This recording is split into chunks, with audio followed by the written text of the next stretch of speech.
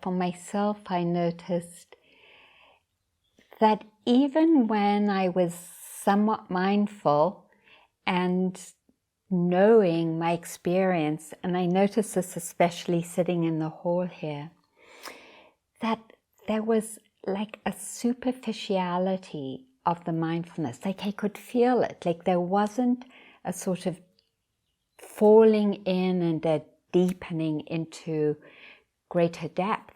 And I was like, what is that? And it was like, oh, wow, that's doubt. And it actually was a revelation to me, because I've never thought of myself as a doubting person.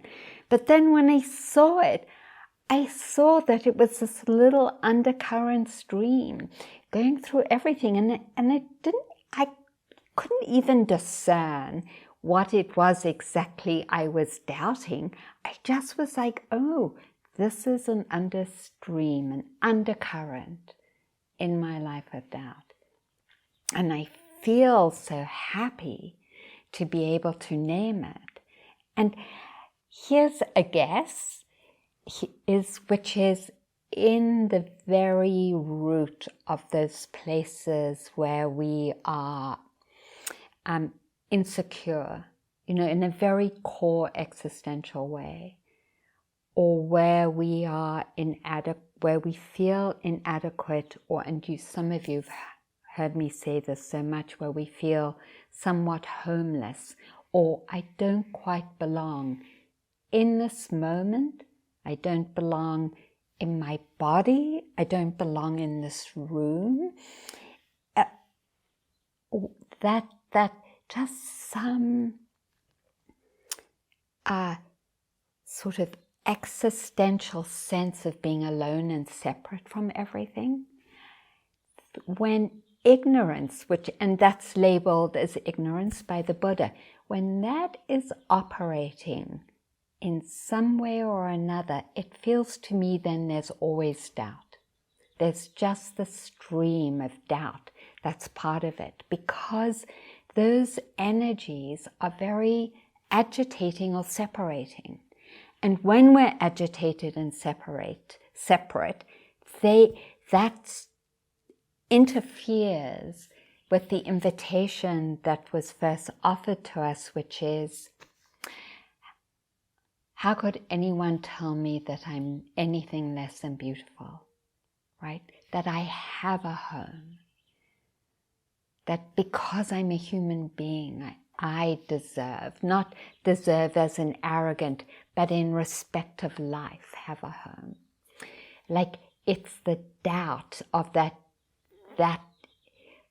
existential homelessness and insufficiency that then doesn't allow us to open and make that jump to, how can anyone ever tell me I'm less than whole? So that's when Katy said, that's what she was working on, and I noticed that. Then I thought, oh yeah, that sounds great. Let's do that. So this is what we're invited to notice. And just to say one more thing, which is,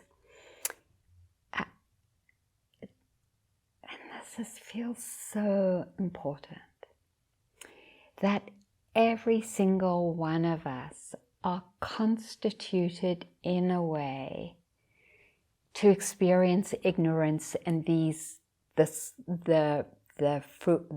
expression of ignorance in this way of doubting ourselves, of feeling homeless and insufficient.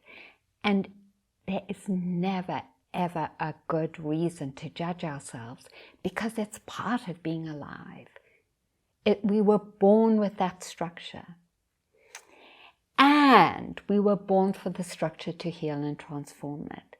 And the Buddha says that capacity is stronger than the neural networking of ignorance, because it can be healed.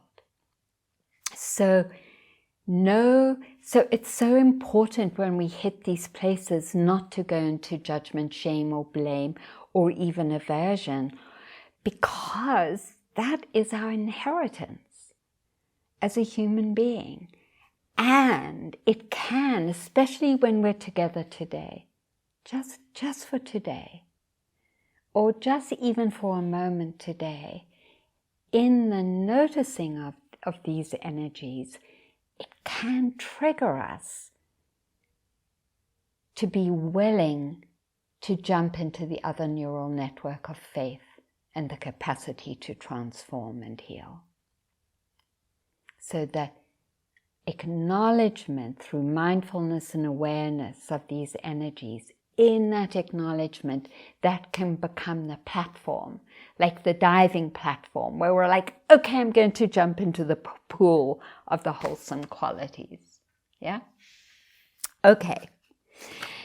Thank you.